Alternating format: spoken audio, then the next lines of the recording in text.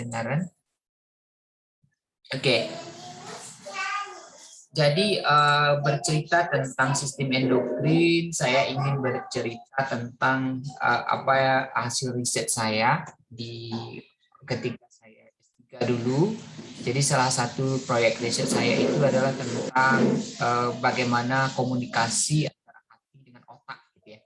Jadi hati bukan jantungnya gitu ya. Jadi benar-benar hepar atau liver saling berkomunikasi dengan otak dalam hal meregulasi metabolisme.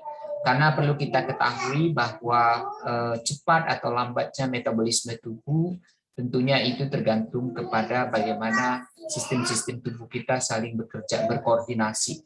Jadi hati ternyata dia memiliki kaitan dengan otak gitu ya dalam mekanisme kerjanya, dan itu merupakan dasar yang penting buat kita melakukan eksplorasi.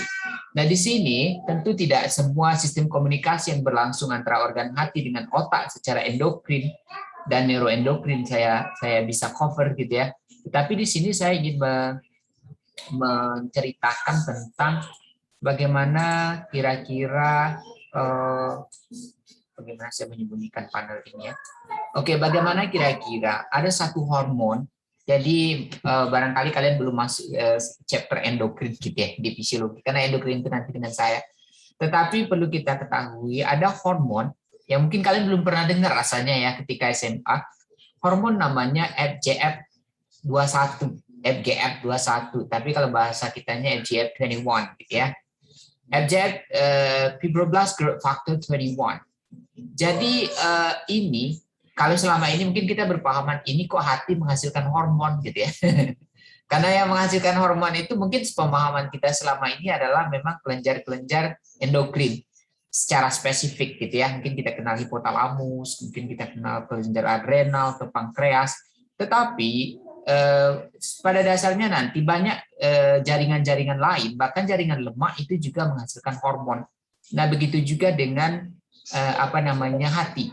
Jadi hati juga berperan, selain perannya juga sebagai organ metabolik, detoksifikasi, tetapi hati juga berperan sebagai kelenjar endokrin.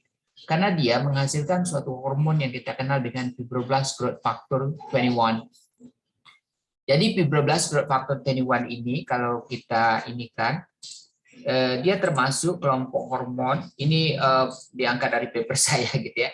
Jadi dia liver derived hormone ini maksudnya hormon yang memang diproduksi di hati. Jadi secara besar-besaran produksinya di hati. Sel-sel yang menghasilkannya adalah sel-sel hati. Nah, di sini kapan dialah yang menjadi mediasi bagaimana hati bisa saling berkaitan atau berkolaborasi dengan otak dalam meregulasi metabolisme. Jadi di sini kalian lihat di skemanya bagaimana hati itu memproduksi hormon ini, Fibroblast Growth Factor 21. Kemudian ketika Fibroblast Growth Factor 21 ini namanya hormon ya, ketika dia dihasilkan dia pasti akan diserahkan ke darah nih untuk disampaikan ke tempat kerjanya. Jadi hati cuma bisa memproduksi. Lalu dia mau kerja ya hormonnya harus diantarkan oleh darah gitu ya. Jadi FGF21 ini kerjanya itu di berbagai tempat. Tetapi dua diantaranya kalau terkait cerita saya hari ini adalah di jaringan lemak, ini jaringan lemak putih, jaringan adiposa ya, jaringan adiposa, kemudian juga di otak, jadi di sel-sel otak kita. Nah itu tempat kerjanya hormon yang dihasilkan oleh hati ini. Nah bagaimana dia bisa sampai ke jaringan lemak, bagaimana dia sampai ke otak, ya tentu melalui darah gitu ya. Jadi dari hati translokasikan ke darah, kemudian darah nanti akan mensirkulasikannya ke seluruh tubuh dan dia akan bekerja di sel lemak dan kemudian sel-sel saraf. Nah, kita lihat bahwa sistem komunikasi ini, maksud saya keterkaitan antara hati dengan otak itu penting ketika suatu individu, manusia atau mamalia yang lainnya, berada dalam kondisi berpuasa, jadi fasting. Nah, ketika kita berpuasa, maka ini perlu kita ketahui bahwa otak sebenarnya dia mengandalkan energi yang sangat terbatas, macam sumber energinya. Otak itu hanya tergantung kepada glukosa untuk dia bisa bekerja. Jadi ATP-nya itu hanya dari glukosa. Dan kalau tidak ada glukosa, maka dia hanya mengandalkan keton. Jadi keton. Nah, ketika orang berpuasa, maka otomatis kan gula yang tersedia tidak banyak ya. Gula yang apalagi puasa yang panjang. Kelaparan misalnya gitu ya. Tentu kalau kita hanya berpuasa seharian ya mungkin belum akan sempat ke drop gula darah kita ya. Tapi misalnya kita kelaparan beberapa hari, otomatis gula darah kita dari glikogen juga sudah berkurang, kemudian gula darah yang memang sudah di sirkulasi sudah habis. Maka bagaimana lagi otak gitu ya? Sementara otak energinya benar-benar tergantung sumbernya dari glukosa. Maka alternatif lain adalah otak mendapatkan energi dari keton. Nah, disinilah peran hati gitu ya. Jadi bagaimana hati bisa berperan? Kalau kita lihat bahwa kondisi berpuasa itu akan memicu diproduksinya hormon FGF21 ini. Jadi ketika kita berpuasa itu benar-benar memodifikasi hormon. Banyak hormon sebenarnya yang terlibat ketika berpuasa itu, tetapi salah satunya adalah hormon FGF21 ini. Jadi ketika kita tidak berpuasa, maka FGF21 ini tidak akan tinggi. Kalau kalian mengukur di mencit atau di hewan kelinci dan lain juga di manusia ya, kelompok mamalia, maka FGF21 ini tidak akan tinggi ketika kita dalam kondisi tidak kelaparan. Nah, ketika berpuasa maka FGF21 ini dihasilkan. Bagaimana perannya? Bahwa FGF21 ini dia menarget jaringan adiposa, jaringan lemak, jadi gelambir-gelambir kita itu. Ketika dia mencapai jaringan lemak, dia akan memicu lemak itu mengalami yang dikenal dengan lipolisis. Jadi lemak itu mengalami perombakan. Lemak itu kan dalam bentuk lipid kompleks gitu ya. Nah, maka nanti produknya adalah dihasilkan asam lemak, fatty acid. Jadi ketika dia menarget jaringan lemak, makanya puasa bisa mengurai lemak ya. Karena bisa mengurangi bobot lemak karena FGF21 nanti akan memicu penguraian lemak di sana menghasilkan asam lemak. Asam lemak dilepaskan ke darah dan kemudian akan menuju hati salah satunya. Nah, di hati ini asam lemak ini nanti akan ditransformasi menjadi keton. Jadi ini jasa si hati. Keton kemudian akan dilepaskan ke darah dan kemudian menuju otak. Sehingga energi dari keton sumber energi berupa keton dari hati akan tersedia di otak. Mengapa kok nggak fatty acid aja langsung menuju otak? Karena otak nggak bisa memetabolisme asam lemak ini menjadi energi. Jadi kalau kita berikan sel-sel otak itu dengan asam lemak, dia tidak akan menghasilkan ATP. Jadi bisa koma kita, bisa segera mati sel-sel kita gitu ya, karena dia tidak bisa memetabolisme ini. Maka dia harus kembali ke hati. Nah, di hati dia akan menghasilkan keton. Maka keton inilah yang akan kemudian sampai ke otak dan itu digunakan oleh otak untuk melakukan metabolisme, katabolisme sehingga dihasilkan ATP gitu ya.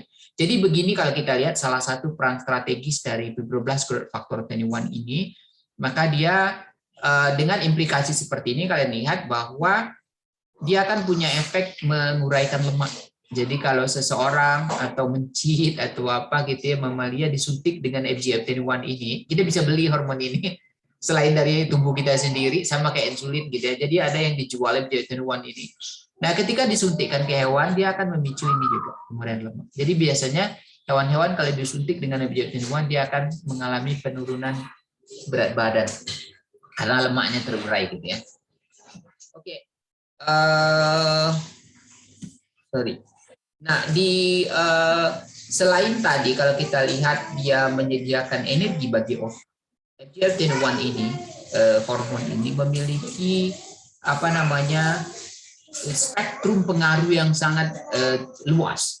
Kalian lihat bahwa dia memiliki efek meningkatkan apa yang dia tingkatkan ketika dia bekerja pada lokasi-lokasi tempat dia menjadi sasaran targetnya ya.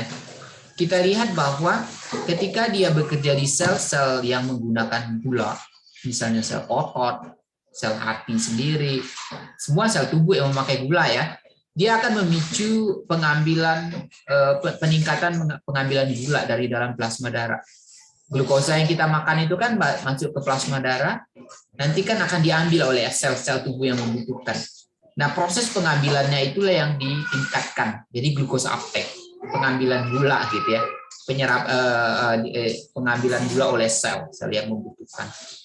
Kemudian dia juga akan meningkatkan kesensitifan hormon insulin. Kesensitifan di sini adalah bagaimana kemudahan dari nanti mungkin di fisiologi hewan kita bakal cerita ya, bahwa hormon itu ketika dia akan bekerja, dia akan dilepaskan dari sel-sel penghasilnya, kemudian dia akan menuju ke tempat kerjanya, misalnya pankreas menghasilkan insulin. Insulin itu kan bekerjanya bisa di sel otot, bisa di sel hati, sel-sel lain. Nah, ketika dia sampai di sel targetnya itu, maka dia akan berinteraksi dengan reseptor. Jadi ada tempat penerimanya, ada resepsionisnya. Nah, itulah yang berkaitan dengan sensitivitas. Jadi, sensitivitas itu bagaimana kemudahan si reseptor ini menanggapi sinyal dari hormon itu. Nah, itu dipicu peningkatannya kalau untuk insulin dipicu oleh fibroblast growth factor 21. Kemudian FGF21 juga kita lihat tadi seperti yang saya gambarkan tadi bahwa dia memicu katabolisme, penguraian lemak dan sebagainya. Artinya dia memicu pembakaran energi. Makanya kalau kita memicu produksi hormon ini, maka kita akan banyak membakar energi gitu ya, akan lebih langsing gitu ya. Kemudian fat utilization jelas. Tadi kan penggunaan lemak tadi dia akan menguraikan memicu penguraian lemak di adiposa, maka gelambir-gelambir kita akan berkurang. Sementara nanti produk pemecahannya kan adalah asam lemak. Nah, asam lemak ini dipakai. Jadi dia akan memicu proses pemakaian itu oleh sel-sel tubuh. Dan juga dia akan meningkatkan ini high density lipoprotein. Jadi kelas dari asam lemak yang kurang lebih memiliki efek baik bagi sistem sirkulasi. Nah, di sisi lain, dia juga bisa menurunkan berat badan. Mungkin bisa dipahami ya, dia bisa menurunkan berat badan. Mengapa ya? Karena pembakaran energi ditingkatkan, lemak diurai gitu ya. Kemudian kinerja insulin juga ditingkatkan, maka otomatis berat badan jelas akan turun gitu ya. Kemudian juga menurunkan gula darah, jelas ya. Kalau gula darah pasti akan turun. Mengapa? Karena ini dia memicu supaya gula yang ada di dalam plasma darah ditarik ke dalam sel, maka kadar di dalam plasma darah akan berturun ya, akan turun. Maka jelas gula darah. Trigliserida juga karena lemak yang dilepaskan ke darah segera akan digunakan oleh sel-sel. Kadar insulin juga akan turun. Mengapa? Karena insulin dalam kadar sedikit pun sudah cukup memadai gitu ya. Karena antene penangkap insulinnya begitu kuat gitu ya. Jadi nggak perlu banyak-banyak insulin dilepaskan karena antenenya sangat sensitif gitu ya. Dan juga dia akan menurunkan glukagon karena pembakaran energi dan menurunkan low density lipoprotein. Jadi kelas lipoprotein yang berbahaya bagi sistem sirkulasi kita ini bisa memicu kardiovaskular dan gangguan vaskular. Nah, ini kalau kita lihat begitu banyak sebenarnya kebermanfaatan dari hormon yang dihasilkan oleh hati ini yang kita kenal dengan fibroblast growth. Nah, di kajian saya itu dulu mencoba mereview kira-kira salah satu mekanisme bagaimana sih FGF21 ini bisa berinteraksi dengan sel-sel saraf gitu ya, yang pada akhirnya nanti akan mempengaruhi selera makan sehingga nanti bisa diberdayakan sebagai untuk mengatasi penyakit kegemukan dan sebagainya. Nah, kita lihat bahwa hormon ini jadi perlu kita ketahui, walaupun kalian belum sampai ke sistem saraf, tetapi mungkin sudah pernah mendengar yang namanya blood-brain barrier. Itu adalah barrier atau pembatas yang memisahkan antara darah dengan sel-sel saraf. Mengapa darah dengan sel-sel saraf? Ini kan di dalam kapiler ya, di dalam kapiler darah kita itu. Mengapa dia harus tidak boleh bersentuhan langsung dengan sel-sel saraf kita, sehingga dia harus dibalut. Jadi kapiler kita di kepala itu, di otak itu, dia benar-benar dimodifikasi secara khusus. Jadi ada pembalutnya.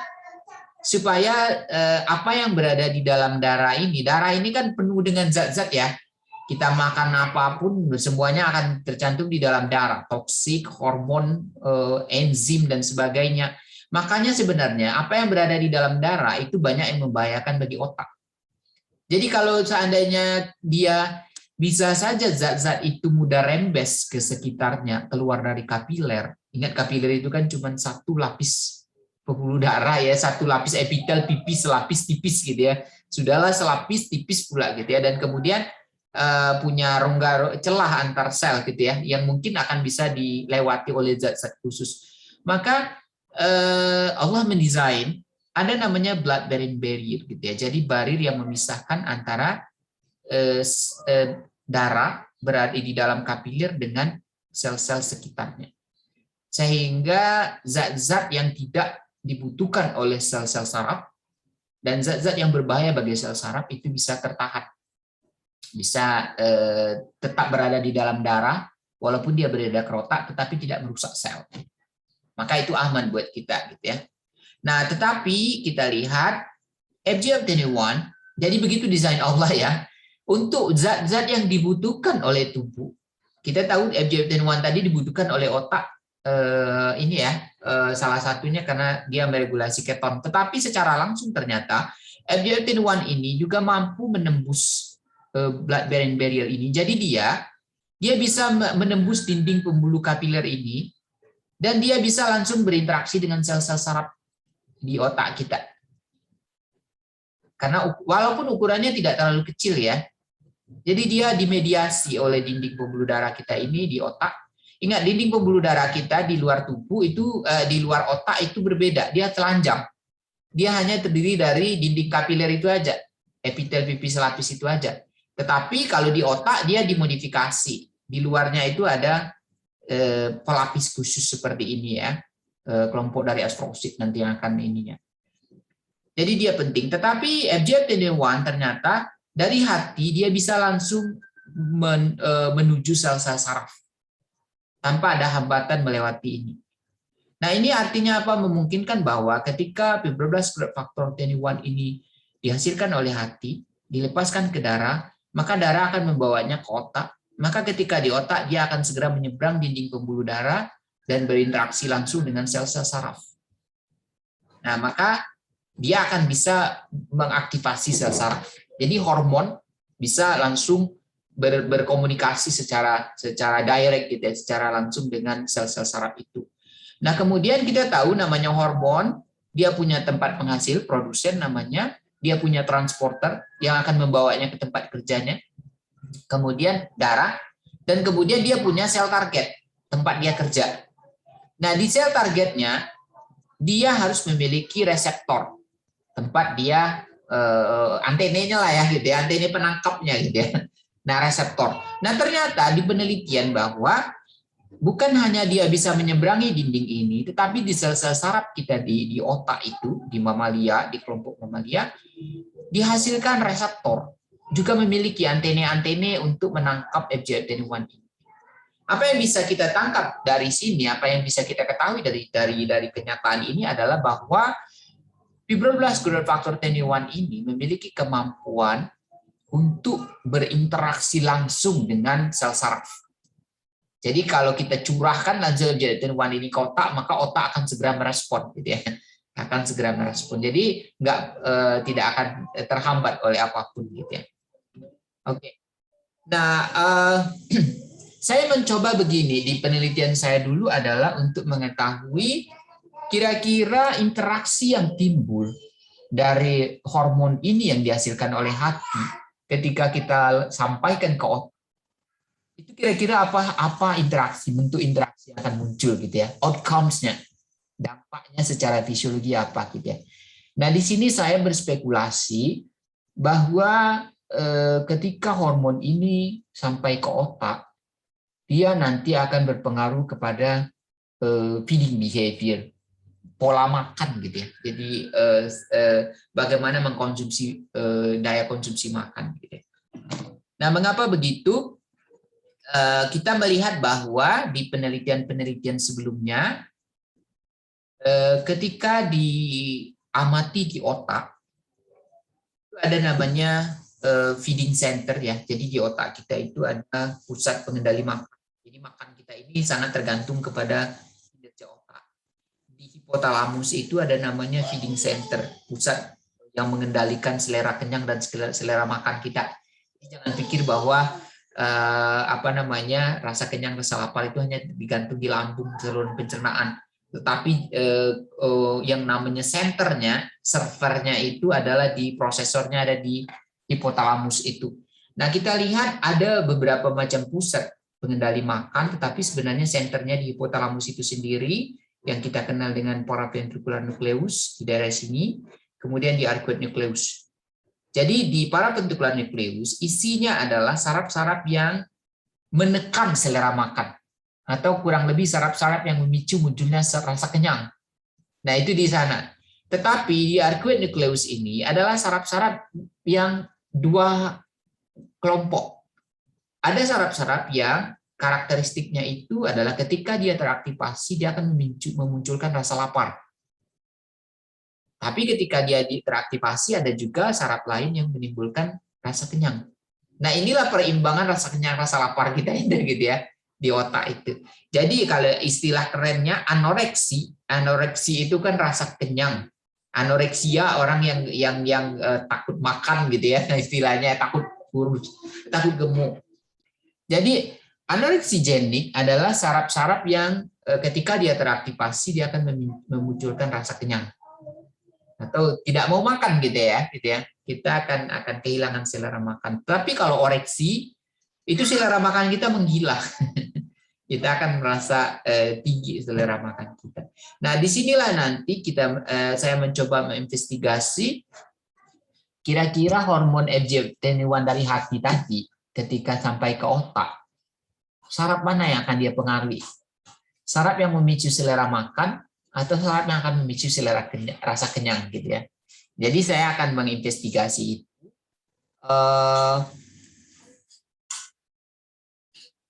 Jadi saya melakukan pendekatan seperti ini.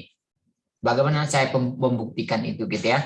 Jadi pertama, untuk mengetahui FGF21 ini benar nggak bisa mempengaruhi sel saraf, saya menyuntikkan langsung hormon FGF21 itu ke otak. Jadi saya nggak, walaupun kita tahu FGF21 ini kan kalau kita suntikkan di perifer, di vena atau apa, tentu dia akan sampai ke otak. Karena kenapa? Dia kan bisa menyeberang kapiler tadi ya, dibawa oleh darah, kemudian ketika sampai di penyeberangan dia akan melintas dan langsung pengaruh saraf. Tapi saya ingin langsung. Jadi saya ingin mendemonstrasikan secara eksperimen, saya suntikkan langsung FGF21 ini ke dalam rongga otak.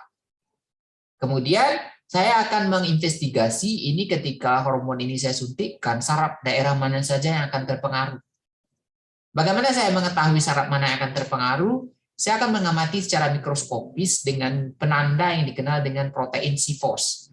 Jadi protein C-fos ini protein di dalam inti sel saraf yang ketika saraf itu baru saja teraktivasi, dia akan terekspresi. Jadi hanya saraf-saraf yang terusik lah gitu ya, saraf-saraf yang beraktivitas lah yang akan menghasilkan C-fos. Maka itulah yang saya gunakan jadi penanda, kamu terpengaruh nggak dengan hormon FGF21? Bagaimana saya mengetahuinya? Saya cek apakah dia di dalam inti selnya menghasilkan C-fos. Kalau dia menghasilkan C-fos yang banyak, maka berarti dia terpengaruh oleh hormon itu gitu ya. Tetapi kalau dia datar-datar saja, tidak ada protein C-fosnya, maka dia tidak akan terpengaruh. Jadi ini pendekatan yang kita lihat ya. Nah, kemudian selain dari saya melihat marker itu, saya juga melihat peningkatan konsentrasi kalsium di dalam sitoplasma sel saraf. Jadi ini kerjanya agak rumit ya, karena kita mengukur dinamika naik turunnya ion kalsium di dalam sitoplasma sel saraf. Jadi saya ambil sel sarafnya, saya lihat naik turunnya kadar kalsium di dalam sitoplasma. Jadi bukan di dalam darah, tetapi benar-benar di dalam sitoplasma sel tunggal. Nah, jadi dengan dinamika itu, mengapa kalau C-fos tadi kita udah tahu bahwa dia hanya akan terekspresi ketika saraf beraktivitas. Mengapa kok pakai kalsium? Jadi kalsium ini juga nanti di bab sistem saraf di fisiologi hewan kita akan berbicara sebenarnya bahwa banyak ion-ion yang memegang peranan penting untuk mengendalikan aktivitas saraf. Dan salah satunya adalah ion kalsium.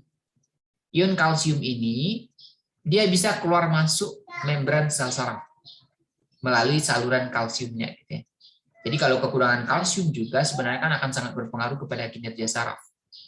Nah, jadi ketika saraf teraktivasi, biasanya dia akan mengalami peningkatan kadar kalsium di dalam sitoplasmanya.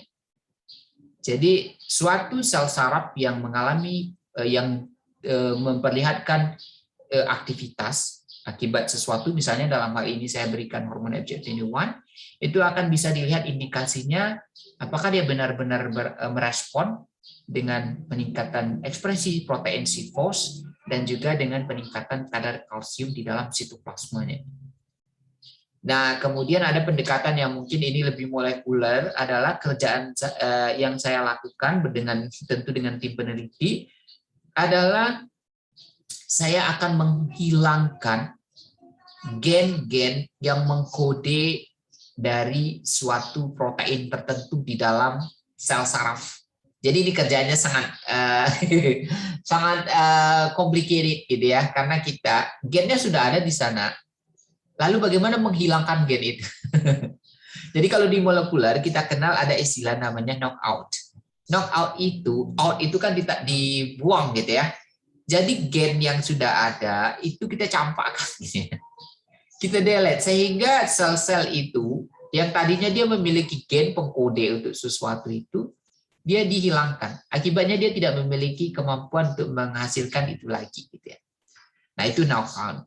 Ada juga istilahnya namanya kan knock-in. Knock-in itu artinya gen yang sebelumnya tidak ada pada individu itu dan pada selnya, tapi kemudian dimasukkan. Nah, itu namanya kalau kita mungkin penyisipan gen lain gitu ya. Kayak misalnya bagaimana di penelitian saya juga dulu memakai tikus yang dia mewarisi protein dari ubur-ubur. Ubur-ubur yang hidup di dasar laut, ubur-ubur yang berpendar. Nah, itu kan di otak tikus kan nggak ada yang memiliki protein yang bisa berpendar kalau disinari dengan fluorescence gitu ya, dengan laser. Nah, itu ada. Jadi itu namanya knock-in. Jadi gennya nggak ada sebelumnya, tetapi diambillah sequence gen dari ubur-ubur, kemudian disisipkan ke gen tikus itu, sehingga tikusnya menghasilkan saraf yang berpendar. Jadi berfluorescence dia ketika kita sinari dengan laser. Nah, dengan cara seperti itu sebenarnya pendekatan seperti itu untuk dalam rangka kita bisa mengeksplorasi fungsi dari sistem-sistem tubuh itu. Nah, kemudian selain dari pendekatan-pendekatan ini, tentu saya mengukur jumlah makan. Nah, ini mungkin di penelitian dasar untuk kita di S1, itu sebenarnya dari feeding behavior ini juga sudah sangat bagus untuk kita amati. Misalnya begini, kalian ingin melihat ini zat benar-benar bisa menekan selera makan, artinya bisa bermanfaat untuk diet atau enggak nanti gitu ya. Apakah dia memicu selera makan atau menghambat selera makan?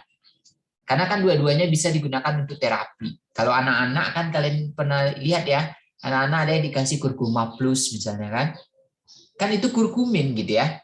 Karena mengapa? Kurkumin itu memang dia memicu selera makan. Jadi kurkumin itu punya interaksi langsung dengan pusat pengendali makan. Dia bisa menyebabkan munculnya selera makan, juga dia mempengaruhi sel-sel di saluran pencernaan. Sehingga selera makan akan tinggi kalau ada kurkumin gitu ya. Dan juga terakhir saya baca paper dari teman saya yang baru selesai S3 gitu ya, dia orang Cina. Dia juga ternyata membuktikan begini, ada namanya neurofilin kalau nggak salah ya. Itu zat yang terdapat pada bawang. Jadi bawang-bawangan, bawang merah, bawang putih gitu ya.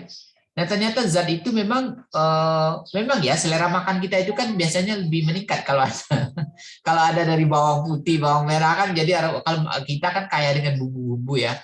Nah, ternyata memang dia bukan hanya bekerja di lambung, zat yang dihasilkan oleh bawang itu, zat aktif dari bawang putih, bawang merah itu, ternyata dia juga langsung ketika sampai ke otak, dia menyeberang blood-brain barrier tadi, dan dia bisa mempengaruhi sel-sel saraf, terutama saraf pengendali rasa lapar. Jadi ternyata dia memicu kita bisa aktif saraf-saraf lapar kita gitu ya. Jadi bisa sangat ini gitu ya, sangat berinteraksi.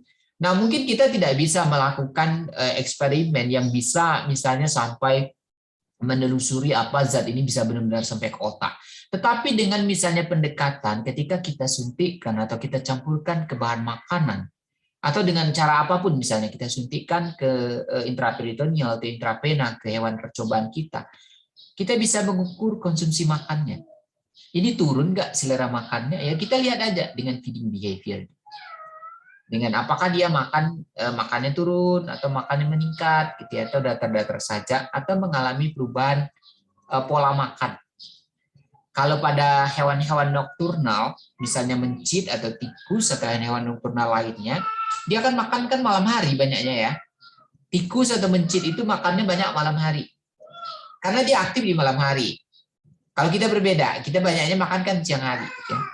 Nah, ketika misalnya terjadi suatu gangguan yang menyebabkan mencit itu atau hewan mamalia itu mengalami perubahan ini, nanti kalau pola makannya terganggu, misalnya kita paksa dia makannya di siang hari saja, mencit itu, kita paksa makan di siang hari saja, malam harinya kita angkat makanannya. Nah, itu akan sangat berpengaruh besar bagi fisiologi tubuhnya.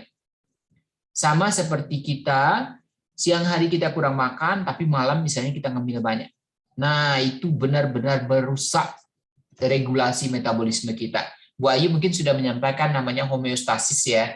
Jadi homeostasis meliputi berbagai aspek, salah satunya homeostasis energi. Nanti benar-benar akan mengacaukan jam biologis di seluruh tubuh kita itu. Hanya dengan mengacaukan pola makan kita.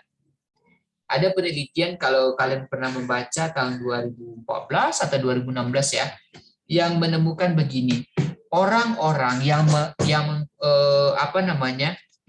yang melakukan aktivitas makan di malam hari dan kemudian berkombinasi dengan pendedahan cahaya yang lebih banyak di malam hari.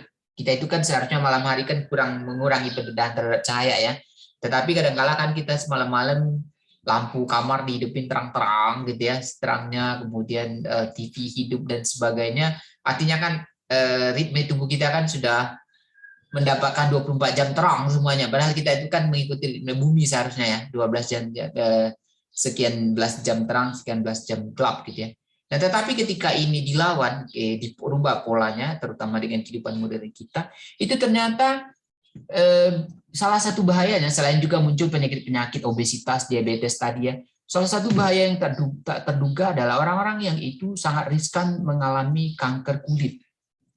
Jadi kemana larinya gitu ya kanker kulit? Ternyata begini, bahwa ketika ada sinyal nutrisi di malam hari yang berlebihan, kalau kita makan kan tentu sinyal nutrisi banyak ya, banyak gula, banyak lemak yang terserap protein gitu ya. Ketika sinyal nutrisi itu ternyata mempengaruhi produksi melanin pada siang harinya.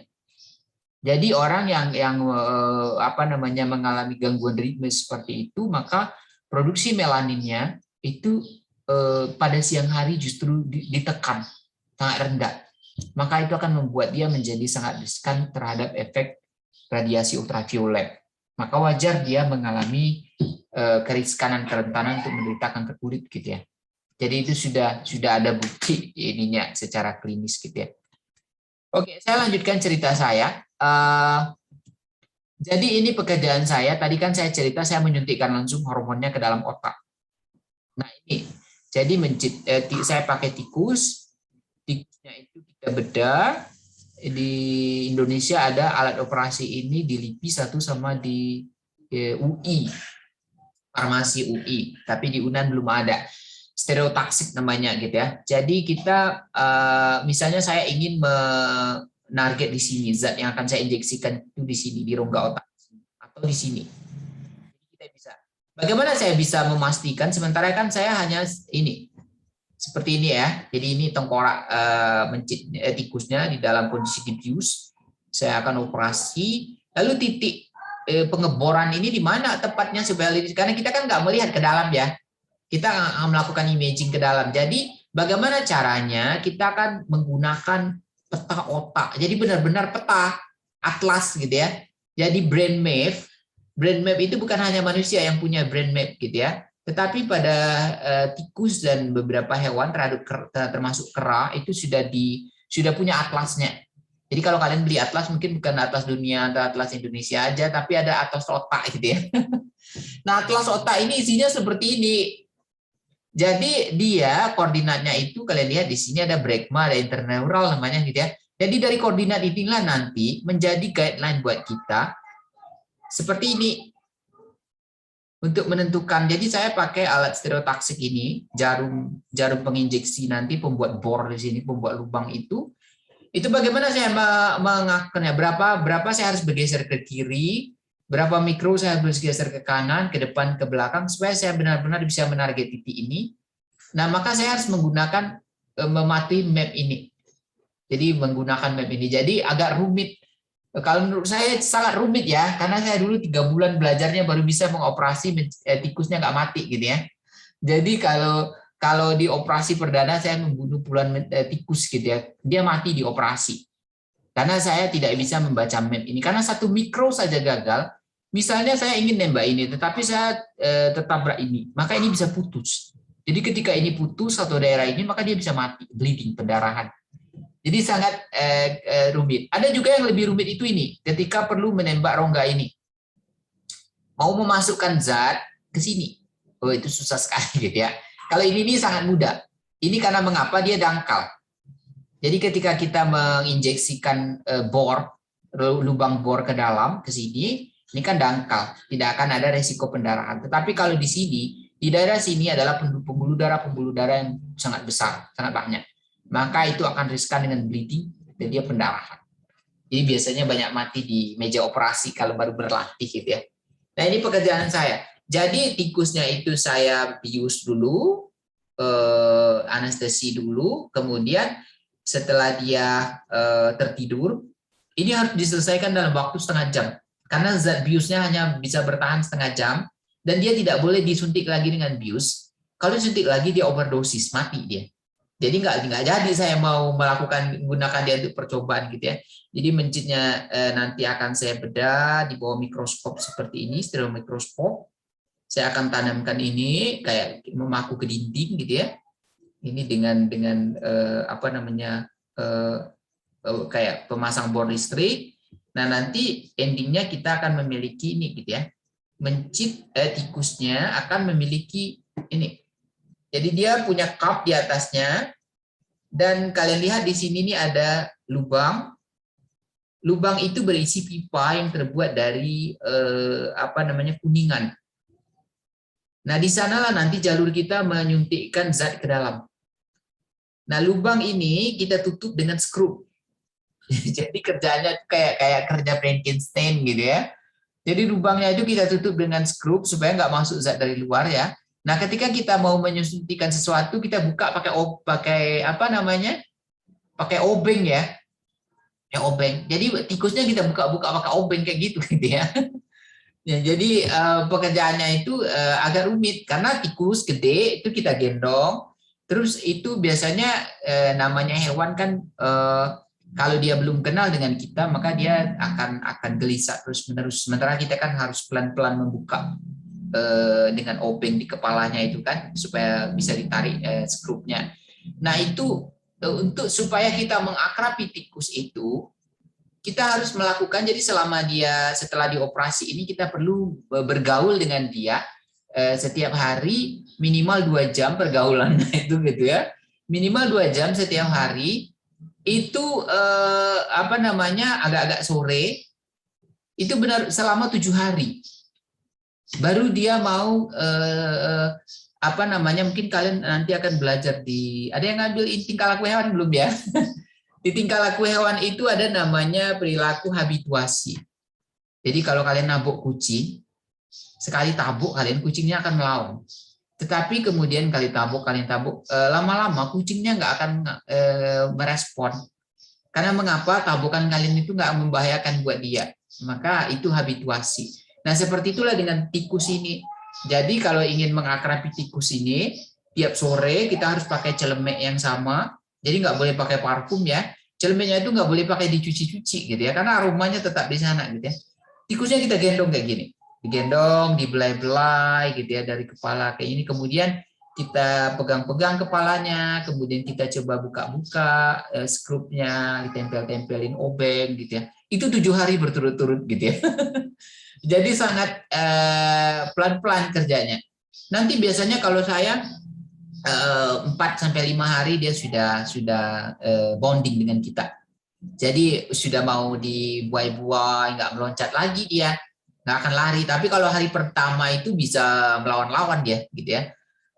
Karena kan dia belum kenal dengan kita. Jadi biasanya, tapi kalau dulu kalau apa namanya pembimbing saya dulu, dia bahkan 2 hari saja sudah bisa bonding dengan hewan itu. Jadi dia kayak pawang gitu ya, orang Jepang, Meijima namanya, Meijima Sensei. Dia sangat-sangat mudah karena dia mungkin sudah sangat berpengalaman gitu ya. Nah, jadi sorry. Nah, seperti ini ketika saya di meja operasi itu gitu ya. Jadi dengan peralatan yang banyak, dengan koordinat-koordinat dicatat di sini, dan saya bisa memantau operasi saya dengan kamera ini gitu ya. Jadi saya bisa ngelihat ke sini langsung dan sini. Sehingga saya bisa menembak apa namanya titik-titik khusus yang dimaksud. Nah, kemudian saya juga melakukan ini tadi gitu ya, pengamatan terhadap ekspresi dari saraf sifos tadi, maksud saya protein sifos gitu. Jadi saya pakai ada yang mencit transgenik. Ini saya bilang tadi salah satunya mencit yang untuk saraf tertentunya neurotransmitternya itu berpendar. Padahal kan nggak ada ya, mamalia nggak ada yang berpendar kan gitu ya. Tetapi karena transgenik, jadi di sequence gen dari ubur-ubur yang hidup di dasar laut, dan juga ada juga yang mengadopsi sequence gen dari jamur, jadi jamur yang berfluorescence. Nah itu apa namanya kombinasikan dengan embrio dari tikus gitu ya, atau mencit, sehingga nanti mencitnya mewarisi karakteristik di mana neurotransmitter di sarafnya itu berpendar. Nah, itu akan memudahkan kita untuk mengamati di bawah mikroskop. Jadi pakai laser konfokal, jadi mikroskop laser, bukan mikroskop cahaya ya. Jadi cahaya ini, kalau kita cahaya kan dari cahaya lampu listrik kan bisa ya, atau cahaya matahari. Ini pakai laser biasanya. Ketika kita tembaki dengan laser dengan spektrum tertentu, maka kita bisa mendapatkan pendaran cahaya yang dimaksud gitu ya. Nah, ini salah satunya ya. Jadi kalau saya bisa melakukan pewarnaan biasa bukan dengan fluorescence, ini nukleusnya menghitam, ini nukleus ini sel sarafnya. Ini adalah nukleus sel lain. Jadi kalau dia menghitam seperti ini protein sifos ada ekspresikan. Atau seperti ini yang dengan menggunakan fluorescence tadi dengan mikroskop laser. Jadi nukleusnya itu benar-benar nampak gitu ya, berwarna berbeda. Ini adalah daerah sitoplasma dengan sitoskeletonnya yang warna merah-merah ini nukleus. Jadi saya bisa mengamati apakah protein sifosnya ada nggak di dalam inti selnya gitu ya, dengan seperti ini. Gitu ya. Nah, ada juga yang tadi cara pendekatannya adalah kan untuk melihat apakah suatu saraf teraktivasi adalah dengan mengamati dinamika perubahan konsentrasi kalsium di dalam sel ini. Jadi ini terpaksa kita harus mengisolasi. Jadi tikus percobaan atau mamalia lain juga, kelinci juga bisa ya. Isolasi, diambil sel sarafnya dengan proses tertentu, nanti kita akan dapat sel tunggal. Nah, sel tunggal ini dia harus dalam kondisi hidup. Itu kita letakkan di kaca objek, karena dia kaca objeknya spesifik dan dia dialiri oleh zat-zat yang meniru cairan di rongga otak kita, maka sel-selnya akan bertahan. Sel-selnya akan merasa bahwa dia hidup di dalam otak gitu ya. Jadi dikondisikan seperti itu. Nah, sel saraf ini nanti kita bisa gunakan dengan mesin namanya calcium imaging. Calcium imaging nanti ketika kita tembaki dengan cahaya laser hijau, kita bisa melihat berapa konsentrasi di dalam kalsium di dalam sel ini. Nah, ini misalnya skemanya seperti ini kurang lebih biasanya ya. Jadi ketika ini grafik kadar kalsium di dalam sitoplasma. Jadi di dalam ini bisa diukur sitoplasmanya naik atau turun. Nah, dinamikanya. Jadi suatu ketika misalnya ketika dia mendatar seperti ini kan belum ada respon, tapi ketika dia memuncak seperti ini menaik tiba-tiba berarti dia ada merespon. Itu artinya kan ada kalsium yang masuk dari luar sel ke dalam sel. Dari sini masuk ke dalam sitoplasma, maka kalsium akan meningkat. Kadar kalsium itu selain dari luar sel, kalau di dalam sel di mana disimpan banyaknya? Kan di sitoplasma iya ya, tetapi di dalam sel itu ada tempat di mana kalsium itu banyak disimpan. Adam tahu Dan? Di organel mana dia?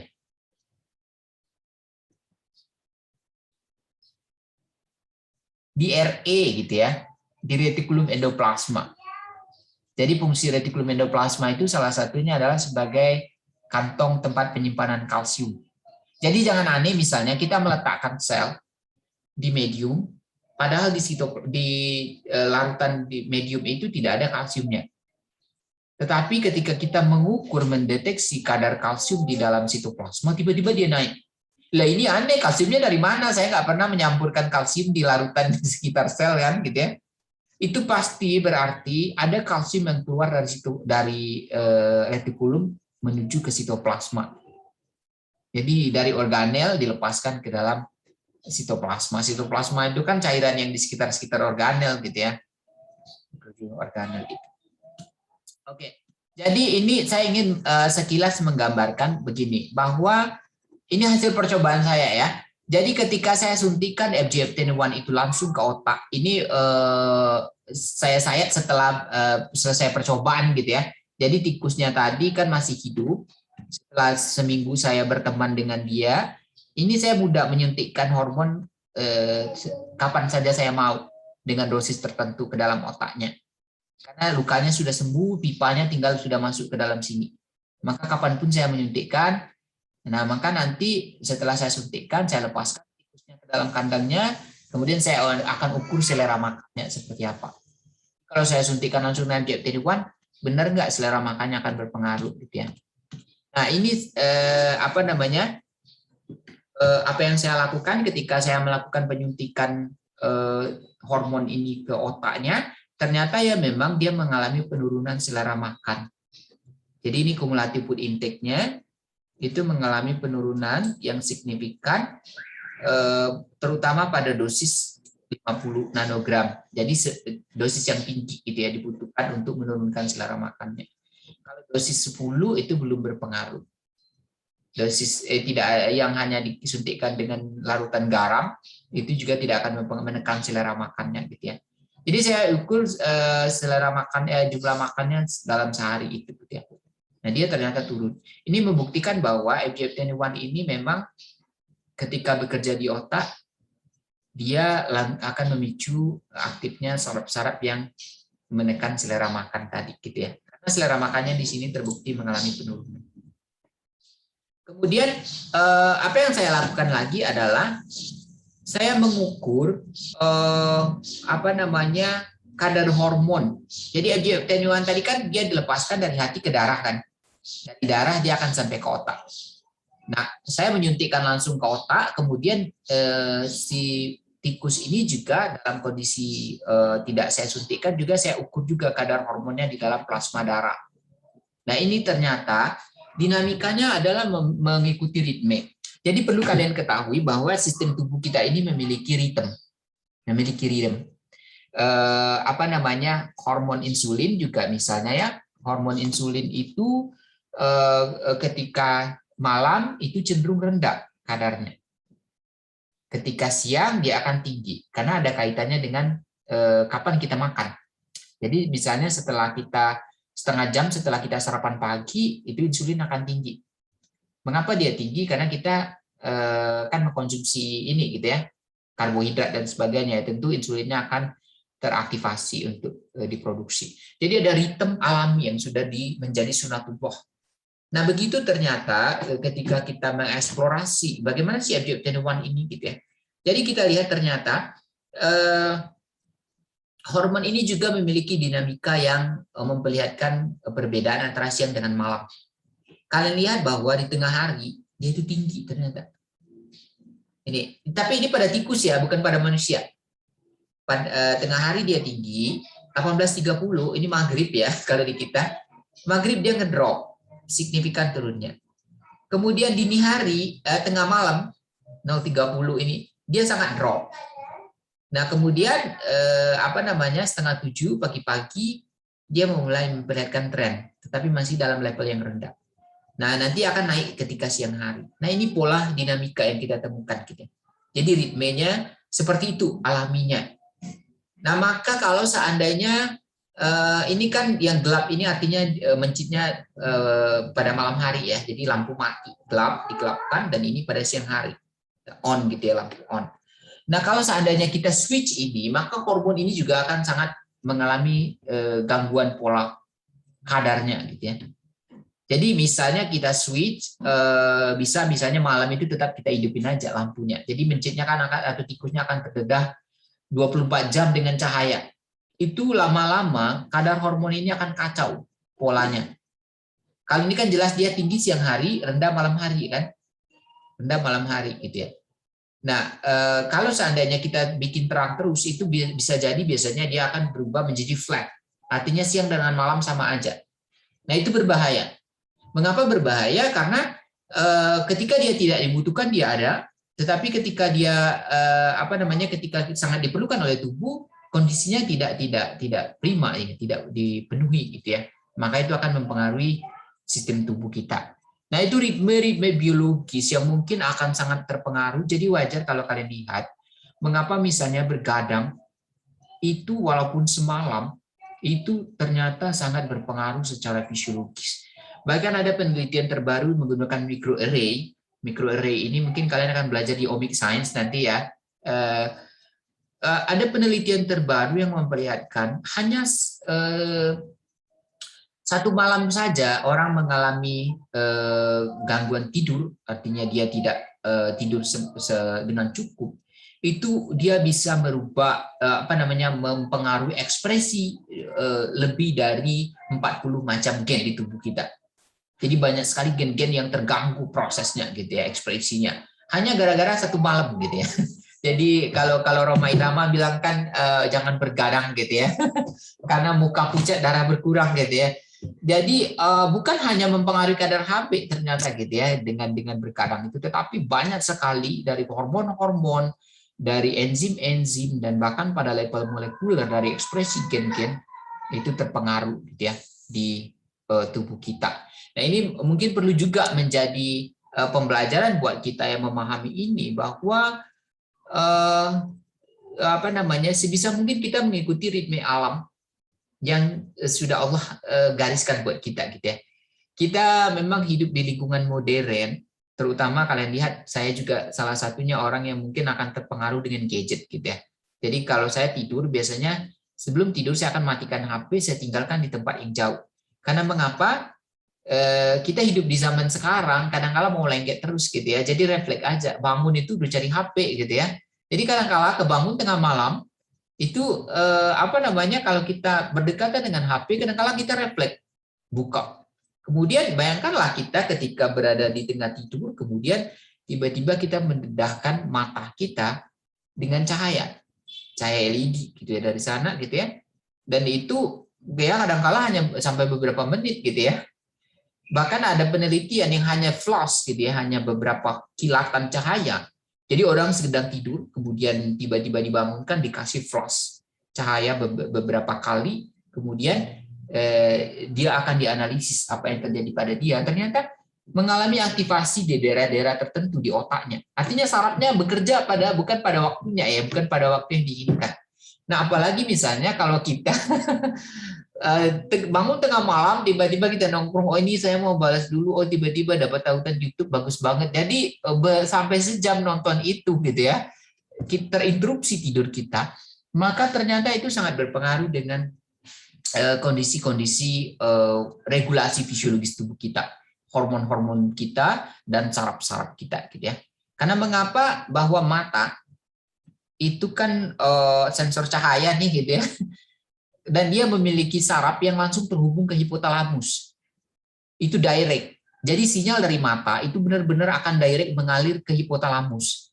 Kita tahu di hipotalamus tadi banyak sekali saraf-saraf yang sensitif terhadap cahaya.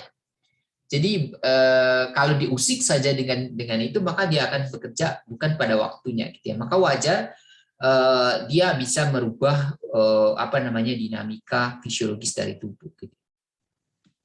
Oke, jadi kurang lebih ini pekerjaan saya, gitu ya, ketika saya mengukur ekspresi CFOS tadi. Jadi saya pakai yang non fluorescence. Ini yang warna hitam-hitam ini adalah nukleus atau inti sel saraf hipotalamus. Jadi ini yang saya suntik dengan garam, artinya tidak ada hormonnya. Ini saya suntik dengan hormon. Nah, itu terlihat bahwa jumlah sel yang mengekspresikan CFOS meningkat. Di daerah mana yang paling tinggi, yaitu di daerah yang banyak saraf penekan selera makannya. Nah, ini membuktikan bahwa hormon ini itu menarget sel-sel saraf yang berada di pusat pengendali makan, di VBN ini, gitu ya, pusat pengendali makan, dan ini kalau teraktivasi ya jelas selera makan akan turun, gitu ya. Jadi itu gambaran ininya.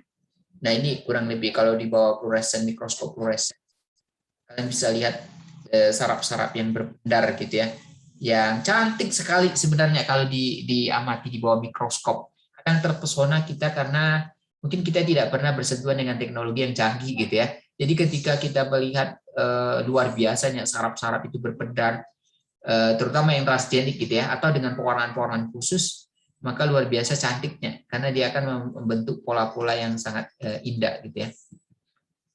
Kemudian saya juga selain mengukur ini saraf-saraf yang terekspresi, saya melihat ini ekspresi dari gen. Jadi kita fisiologi sebenarnya tidak terlepas dari molekuler juga, gitu ya.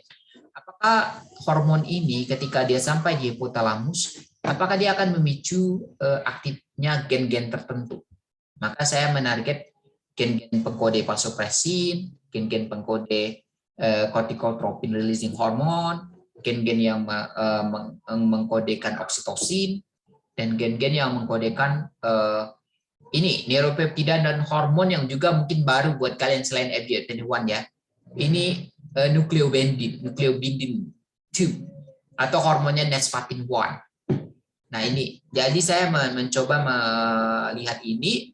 Nah, ternyata ketika saya suntikan FGF21 ke otak itu yang vasopressin tidak teraktivasi gennya. Corticotropin tidak, oksitosin tidak. Apa yang teraktivasi adalah gen-gen yang mengkodekan nukleobindin 2. Ya, jadi saya mengerucut ke sini mengejarnya, gitu ya. Jadi scientific inquiry seperti itu. Jadi mengerucut ke sini, oh saya punya guideline, artinya ini yang dipengaruhi oleh hormon ini. Jadi ketika dia sampai ke otak, dia akan berinteraksi, bercipika-cipiki lah dia, gitu ya, bertemu lah dia dengan sel saraf ini, dan inilah nanti yang menjadi target dia untuk bekerja. Nah, apa yang saya temukan bahwa ini, jadi ketika saya ambil sel saraf di daerah hipotalamus itu, lalu sel saraf itu saya perlakukan dengan hormon tadi di luar tubuh tentu ya. Saya lewatkan hormon ini di mediumnya, maka lihat kadar kalsiumnya naik di sini. Ini menandakan bahwa saraf ini benar-benar terusik, gitu ya. Kurang lebih bergetar lah, gitu ya. Ketika dia berinteraksi dengan FGF21, dia bergetar, beraktivitas dia. Apa buktinya beraktivitas? Kadar kalsium di dalam sitoplasmanya meningkat. Ini meningkat, gitu ya. Nah, ketika saya identifikasi ternyata saraf ini benar saraf nukleobindin 2 nesfatin 1. Jadi dia memang ini membuktikan bahwa oh memang si hormon dari hati ini ketika sampai di hipotalamus dia itu akan segera mempengaruhi saraf yang jenis nesfatin 1 ini, gitu ya. Inilah yang bertanggung jawab sampai selera makannya turun tadi, gitu ya. Ini pekerjaan genetik nggak perlu saya bahas. Kemudian ini juga mungkin yang perlu ya. Jadi kalian lihat ini pada sel yang sama, pada sel yang menjadi target hormon ini tadi ya, hormon FGF21 ini. Jadi saya tetap melakukan mengidentifikasi dia terpengaruh nggak sih, gitu ya, dia merespon nggak sih dengan melihat apakah kalsium di dalam sitoplasmanya naik atau datar saja. Nah, ini ketika saya letakkan FGF21 di sini datar aja, kok nggak ada respon. Itu pada kondisi kadar gula darah rendah. 2,8 milimolar itu gula darah ketika orang kelaparan. Jadi kadar gula di dalam darah yang sangat lapar. Nah ternyata saraf ini, saraf Nespatin 1 yang ini, itu tidak terpengaruh oleh hormon ini kalau kadar gula darah sangat rendah. Nah lalu ketika gula darah dinaikkan, ini pada kondisi gula darah normal. 8,3 milimolar itu gula darah di sekitar sitoplasma otak kita. Itu ternyata dia merespon. Nah, di sini terbongkar rahasia bahwa si FGF21 ini akan bercipika-cipiki dia, akan bercakap-cakap dia, berinteraksi dia dengan sel saraf Nespatin 1 hanya ketika gula darah naik. Tapi ketika orang sedang gula darahnya rendah, maka dia tidak akan berinteraksi. Apa konsekuensi dari ini? Adalah bahwa kita tahu tadi ketika FGF21 ini saya suntikan di otak, dia akan menekan selera makan. Kemampuan dia menekan selera makan itu adalah hasil dari hormon ini berinteraksi dengan Nespatin 1. Nespatin 1 itulah saraf yang menimbulkan hilangnya selera makan tadi. Jadi segera merasa kenyang dia. Nah, mengapa dia tidak Allah tidak menggariskan dia, mengapa dia tidak merespon juga saraf itu ketika terhadap hormon ini ketika pada kondisi gula darah rendah? Bahaya. Bayangkanlah kalian sangat kelaparan, tiba-tiba hormon ini kan dihasilkan oleh hati ketika puasa kan tinggi nih ya. Dihasilkan oleh hati. Bayangkanlah orang lapar tapi dia nggak ada selera makan. Nah, itu berbahaya gitu ya. Karena FGF21 menimbulkan selera rasa kenyang gitu ya. Jadi ini berbahaya kalau seandainya memang terjadi merespon. Tetapi ini penting. Mengapa penting? Karena ketika orang merasa kenyang, maka otomatis dia harus kehilangan rasa. Ketika orang selesai makan gitu ya, dengan gula darah yang tinggi, maka dia harus hilang selera makannya. Dia harus merasa kenyang supaya dia tidak makan lagi gitu ya. Nah ini peran dari hormon ini. Secara ringkas seperti ini, dari kalian bisa membaca ininya di paper saya yang diterbitkan di Nature, di Scientific Report gitu ya, tahun 2016 ininya. Jadi saya dari investigasi yang saya lakukan itu seperti ini kurang lebih. Ketika hormon dalam kondisi in fast state itu ketika dia berpuasa, ya jelas FGF21 itu kerjanya kan memicu produksi keton ya, yang digunakan oleh otak anti energi. Tetapi bagaimana ketika gula darah ini tinggi, ketika kondisi fat atau diberi makan, FGF21 tetap juga bekerja. Bagaimana caranya? Dia akan mempengaruhi saraf Nespatin 1.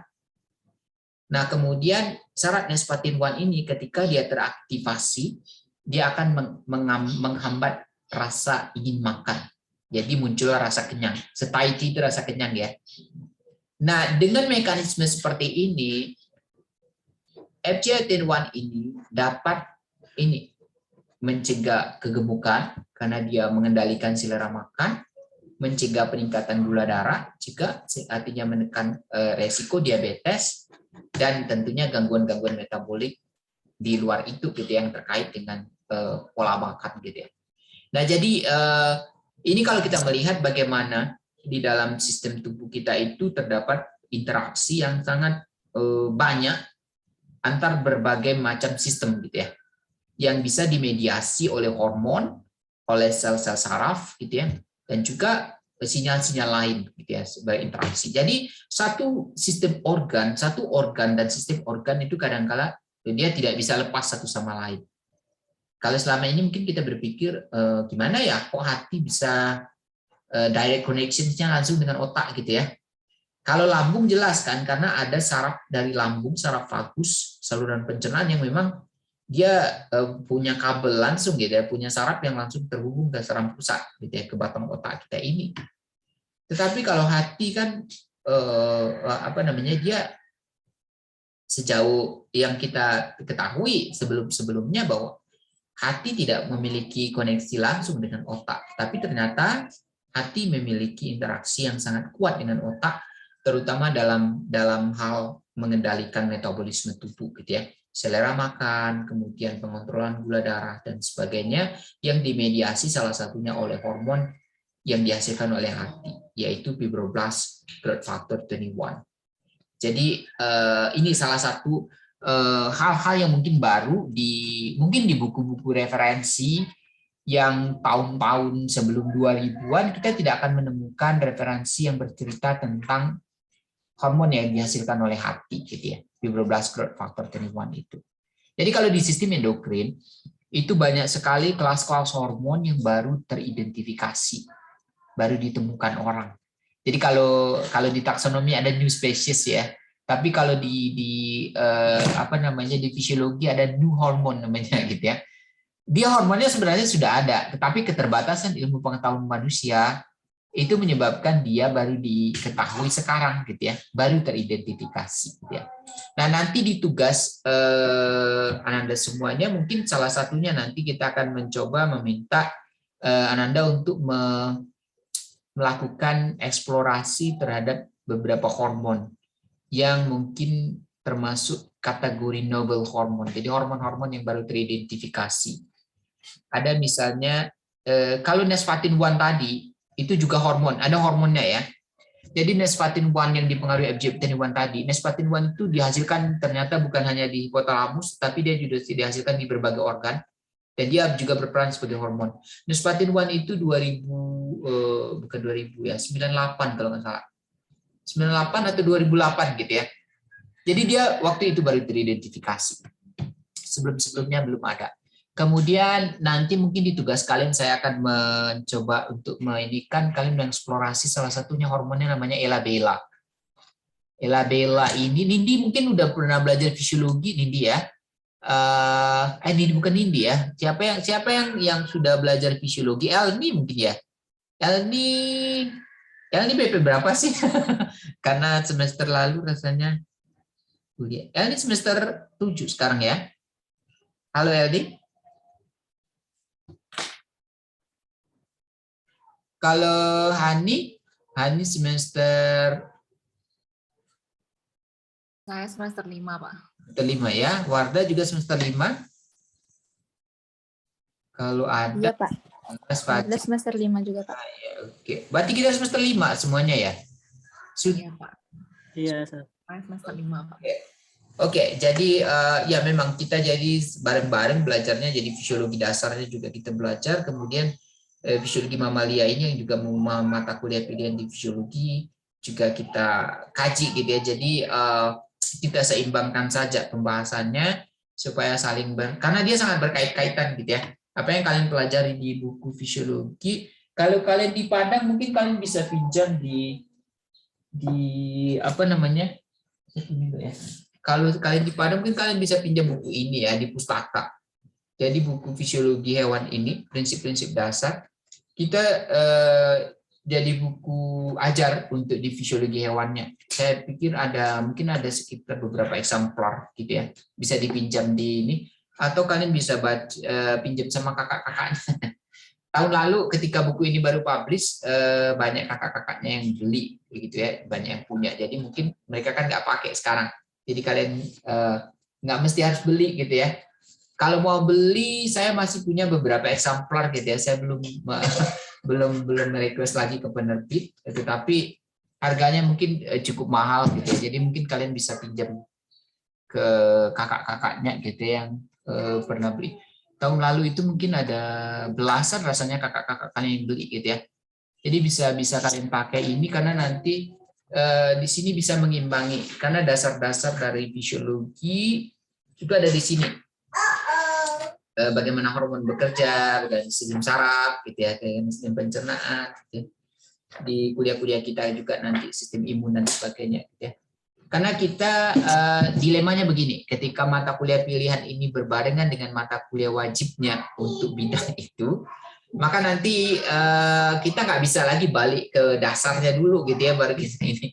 Jadi sementara topik kita mungkin tidak terlalu seirama dengan alur mata kuliah dasar fisiologi hewannya gitu ya. Jadi fisiologi hewan mungkin sekarang kalian ke sistem pencernaan kayaknya awalnya ya. Biasanya sistem pencernaan ya.